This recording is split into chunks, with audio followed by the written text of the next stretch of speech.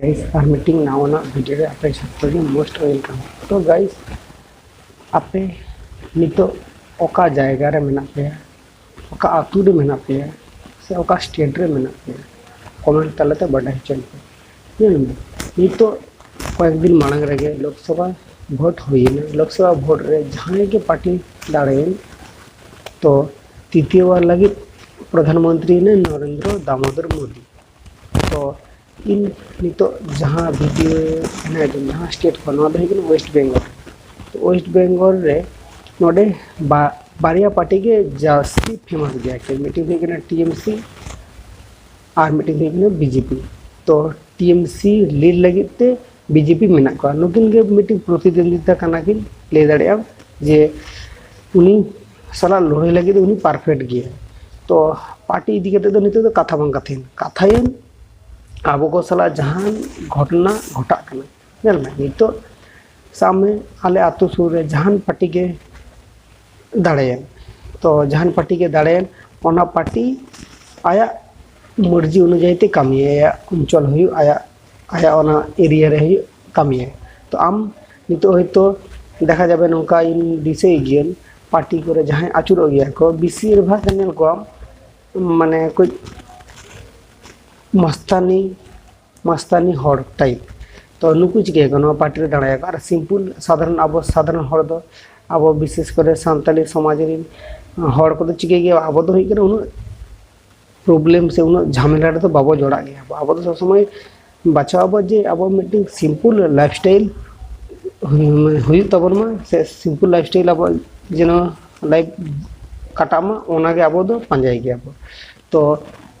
वास्तव में चिका गया आम जो मीटिंग आतुरम तहना मीटिंग आतुरे चिका सामने जहाँ को हेना को आबोरिन सांताल हर को जहाँ होतो देखा जाबे अब दिसम करे जहाँ मेना को नुकु दो मिद साथे आडिगन सांताल मेना को मिद साथे 100 ओड़ा 200 ओड़ा मिद साथे 150 ओड़ा नोंका सांताल को मेना को किंतु अब जहाँ रे छिट को कते हेज एकना बो तो जहां को मेना बन अब चिक हेना बन मीटिंग आतु रे सामने मीटिंग सांताल आतु रे नोडे दिकु हो मेना को मुडो हो मेना को महलो हो मेना को कोडा हो मेना को माने आयमा जाति रिन हड़गे मेना को और ख्रिस्टान रिन हड़ हो मेना को माने माने आडिगन भेगार धारा रिन हड़ को मिद साथे हेना बन। तो हेना बन रह चिका कना सामने अब जहां रे सांताल हड़ हेना मीटिंग एग्जांपल हिसाब ते लिया पे कना मीटिंग आतु सामने जेकोनो मीटिंग आतु नो आतु रे सामने दिकु मेना को 50 जन सांताल मेना को 10 जन सामने और एटा कास्ट हेना को नोका कते 20 जन गान और सांताल जो 10 जन मेना बना अब सांताड़ कल्चर हो आलादा गया एबारे जहाँ सामने जहन जहाना भोट हुआ से जहाना गे हुआ जहन पार्टी दिन तरफ लीडर को हिजुआ को हेज करते ले को आम उनी पार्टी नोआ नोआ एमो कना फैसिलिटी आम नुई के भोट एम नुई के सपोर्ट आए में। तो आम नौका बुझामा को विशेष कर अब साधारण मानवी नौका बुझा बना को तो ओंडे एटा लैंग्वेज रिन हड़ को तान गया को अब लैंग्वेज रिन हड़ को तान गया को एबारे ओकोय जेरकम बुझिया को ओंका ako उनको पार्टी को सपोर्ट आए कना को। तो एबारे सामने जहां पार्टी के दाड़े नोडे होता अब वेस्ट बेंगल नितो लीड रे मेना को कोई टीएमसी लीड रे मेना को सामने टीएमसी पार्टी के दाड़े कना को एबारे सामने आम होतो देखा जाबे अब टीएमसी बांग कराई गया आम होतो सामने बीजेपी में कराई गया कथा रना इन लेदा आलो बेरागी आपे होतो भाबाय पे इन होतो बीजेपी में कराई गया उनका तो बांगा इन ओनागी लेदा आपे बुझियो च लगी सामने टीएमसी पार्टी लीड रे मेना को आम बीजेपी में कराई दा एबारे सामने जहां आमा अंचल रे जहां आगे कामी हरा को हिजु कना आमा सड़क उन्नयन तक शुरू करे आमा हयतो नितो जे अब वेस्ट बेंगल रे जहां के मेना को कुड़ी हपन को लगी कन्याश्री हिजु कना रूपश्री हिजु कना तारपर स्कॉलरशिप मा मेना गया विधवा भाता को मेना गया ओना फैसिलिटी को हिजु कना आबार किसान मंडी ओना सरकार एमो कना बट नोडे चिके गया को नोडे ओना हो बाको मो गया को चिका बाको मो गया के ले पे आमे नितो टीएमसी पार्टी लीडर मेना आम बीजेपी में कराई गया सामने आम मीटिंग अंचल सेना जे इना प्रधान सर्टिफिकेट दरकार कांतिना तो प्रधान सेनम प्रधान चला लिया मिना माने प्रधान सर्टिफिकेट लगातिना आलो प्रधान चे ले प्रधान ले आम दो का तो रनिक कना आम दरखास्त ऑल आगू कर हम पंचायत के दरखास्त ऑल का दिया तू एमआई कर हम पंचायत चिके गया माने सामने नुकु जुदी एक ही रकम पार्टी रिन हर तहना को आम आरो कुली मिया आम दो ओकय गिद्रा कना ओका खना हेज कना ओना कुली मिया आज अथच बाय बडाया जे आम ओका खना कना आय तो ऑल दरखास्त तो ऑल इदी कदा तू आरो कुली में हाँ कुली कते हम लिया दिया आदो लिया मैं इन दो नोडे बांग सोय दाड़ियोन जहां उमुक हर बांग कुली लखन इन बांग सोय या प्रधान सर्टिफिकेट हाते मना हाते तो ऑल कते इदी कदा पंचायत ठेन जहां पंचायत के माम तुंगु के दियम उनी के लिया मैं इन दो बांग सोय दाड़ियोन बांग स्टेम एम दाड़िया माला इन दो कुली लेको बिन हर ताहार पोरिन एमामा ओने उनका हिजुक कना एबार हयतो प्रधान टेंशन एनाम प्रधान टेंशन लखने नोडे हयतो आम लियाम इन उमुक हर कानुन इन नोआ ऑल अगु कदो ओना कमी रे लगात मीटिंग सर्टिफिकेट दस एमान मेसेज आदो उनी लिया इन हतो बांग एम दाड़िया माला आम दो एटा हर कुली अगु कमे तारपर इन आम नो सही नेमामा ओना कुली अगु रहो ओना ले मे आम अंचल टैक्स को कटा कदा अंचल टैक्स जतो एम लिया हाना बांग नोआ कुली में अच्छा एमा में आदि कष्ट मस्ट एमा में सब एमा में एबारे ओना को हुयुक कना ओनका आबो को साला घटना घटा कना आबो साधारण हड़ को साला माने विशेष आबो सांताल सोसाइटी जहां पीपल को मेना को आबो मान इमनि सिंपल साधारण हड़ कना आबो साला गे ओनकान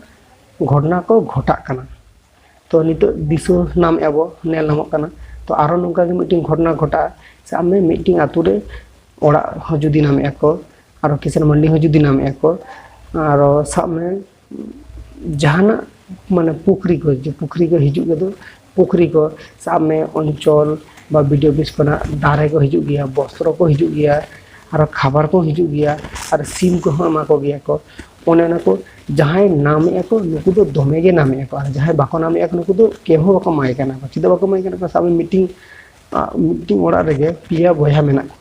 माने आज बाबा मेना आज बाबा है नाम ए आई गिद्रो नाम ए आई बया है नाम ए और घुरे फिरे नुकु गे ओड़ा को नाम एको नुकु झट्टो किछु को नुकु गे नाम एको और साब में आतु रे जहां को रेंगे हड़ गया को नुकु दो ओड़ा बाको माय को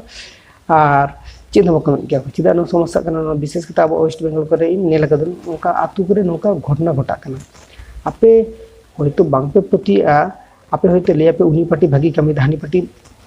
भागी कमी दा ओंका दो बांगा गाइस अब मीटिंग पार्टी तुंगु के दियाबो वोट रे अब वोट एमा दियाबो वोट रे एम कते दाड़े के दियाबो उनी के जुदी अब को लगी भागी लेके बाय उन्नयन भागी लेके बाय कमी है ताले उनी दो चिके उनी दो लातार रे आंगो गिडी के भागी नेल में जहां जे कोनो पार्टी के 5 बछर कि 10 बछर गाने दो के दिया उनी कमी को नेल केते उनी जुदी कमी बेस्टी केते दाड़े कने ताले उनी दो के दिया सपोर्ट दी मार जुदी ठीक केते बाय कमी कने आमा आम हयतो जनगणा जहां चापा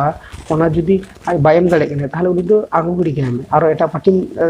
ओना गोदी रे दुडु में तो मैं कथा दो ओना गे जहां गे गोदी रे दुडु आय उनी गे बाजा कने उनी गे रावण कने ओने उनका सिचुएशन कने नितो आम जहां आतु रेगम चला जहां इजो रेगम चला एटा एटा हर को ओका फैसिलिटी को नाम एक आम नोना फैसिलिटी बनाम हयतो चाहे आम हयतो ओना फैसिलिटी नामे खाना हुई हो दाड़े गया तो पार्टी दो झोटो गे भागिया तो पार्टी दिन जहां चेतार रे लेवल दिन हर को मेना का नुकु दो भागी कामी हरा कराय गया बट जहां ना जहां पंचायत स्तर रे मेना का पंचायत प्रधान स्तर रे उनको गे एमन हर को तहन गया को पंचायत प्रधान नामे माध्यमिक उच्च माध्यमिक पास करा दुड़ का दिया चेन होय बडे मिटे ऑल होय बडे फड़ा हटी केते बाय बडे तो जहां ऑल इंग्लिश ते मतो ऑल खाते इदी के दिया ओना ऑल बुझो के बाय दे तो बांग्ला ते ऑल के दे आदो लिए इन तो टिकट चेक दिन लिया पे हापे इन दिन जहां कमिटी आजरी हिना को जहां चलाए कना को जहां कथा मतो चला कना उनको हर हे लेंगे तो नुकुन देखा को तारपर इन नाइन डिसीजन हाते या अम्मा खुद सामे मीटिंग जहां लगे एप्लीकेशन कदम ओना एप्लीकेशन फड़ा कदम सहित में दड़े ओना बांगा जहां कुडी बांग कुली लखने बाको मा को ओने उनका नितो इजु हे तो आपे के लेपे आपे ओका जगह खना नेले केना बेन हो वीडियो आपे को साला से आपे आतु रिन हर को साला नोंका घटना को घटा कना से बांगा कमेंट तलाते बडाई चनते।